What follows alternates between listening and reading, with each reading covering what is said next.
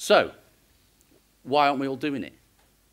You know, why are we, you know, in a sense, still selling the concept? You know, why you can see the examples. Lean has been around for a long, long time. Why isn't it just natural? Why isn't it a natural way that in the way in which public services are being delivered? So when we were asked to come along, we've done quite, you know, some research around this, and I would say, you know, from, you know, CIPFA, make the joke, it's not all just accounting, you know. CIPFA holds an awful lot of evidence, gets involved in an awful lot of research, runs an awful lot of networks, and shares a vast amount of data. And what we find is that a large proportion of the public sector at some point over the last few years has engaged in Lean or some kind of process improvement, but Lean particularly. But it's tended to be started and stopped, or it's tended to be what we've called localized experiments. They've done it in a particular area, it sort of worked, but it never really went anywhere after that. And that there's never really been, you know, absolute commitment, and I think Alison's, you know, points were truly spot on about, you know, what was number one, lessons learned. It was about getting the leadership committed.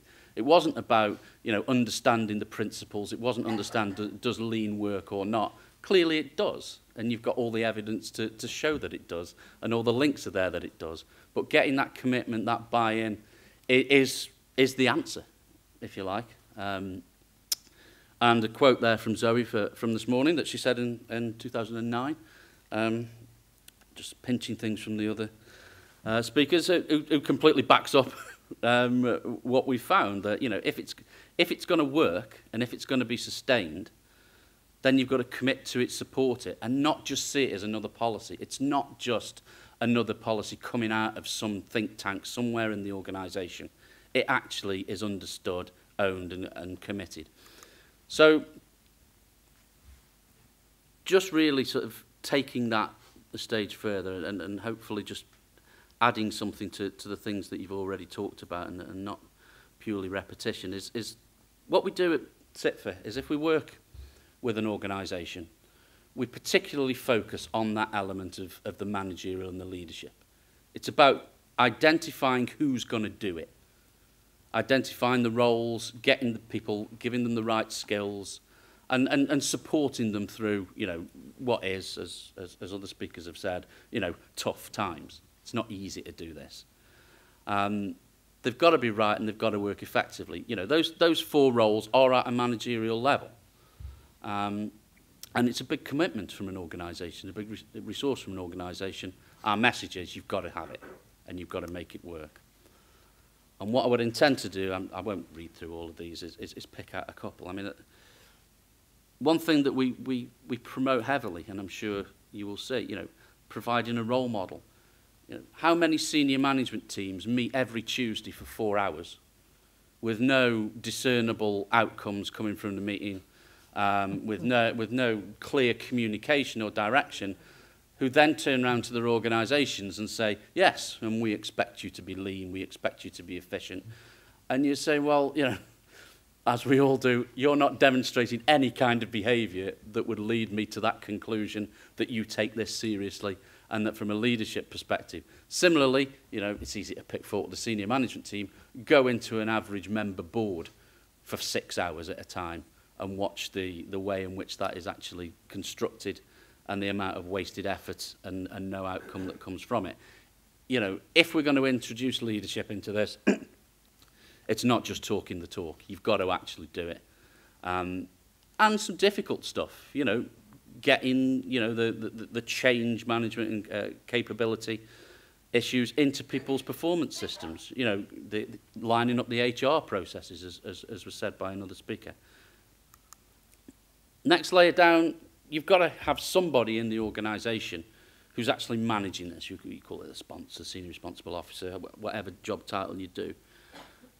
But I think, you know, key points here, and again, it goes wrong. I mean, you see a number of these that go wrong.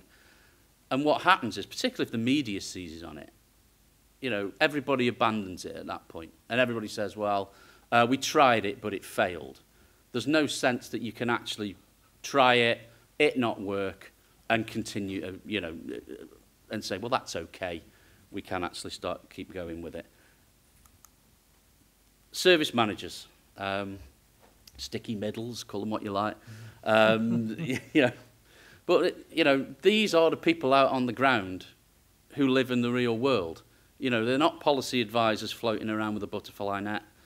You know, they're not sort of, you know, change management consultants. They don't own black belts in Six Sigma.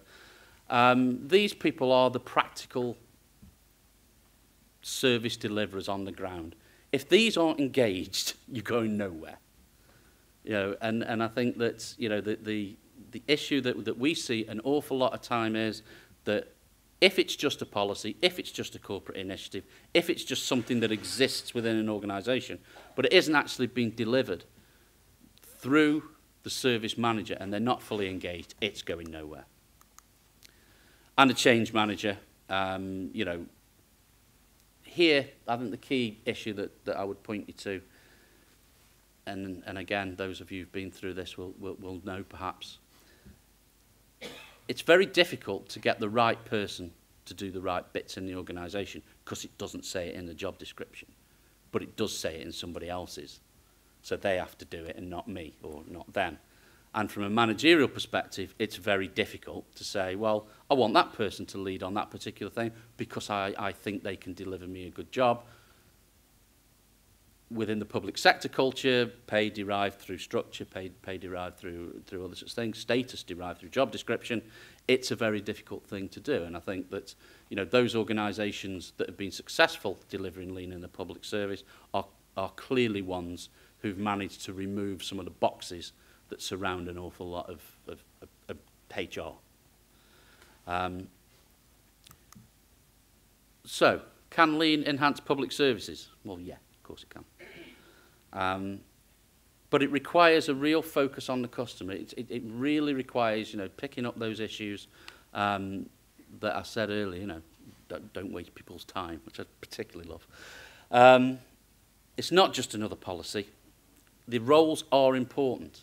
You know, that they're not, you know, where we've seen it fail, it's because the roles aren't working effectively. And again, you know, messages I hope that you've heard that really, you know, CITFA would strongly endorse. If you're going to do it, support it, understand it, commit to it, and keep it updated. Thank you.